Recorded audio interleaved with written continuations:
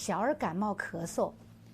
称为呢上呼吸道感染，它主要的病原菌90%都是病毒感染，这个时候一般不需要使用抗生素。那么我们在家里面，如果说咳嗽不严重的时候，我们可以使用一些中成药治疗就可以了。那么选择中成药的时候，也需要辨别它是风寒还是风热。如果说是仅仅是一个风寒咳嗽的话，我们可以的话就是说，比如说用一些紫苏叶啊，用一些葱姜、葱白、生姜煮水喝，就也有很好的止咳的、散寒的作用，比如轻症的。那么风热咳嗽症状比较轻的，刚开始的时候，我们可以选择一些清热止咳化痰。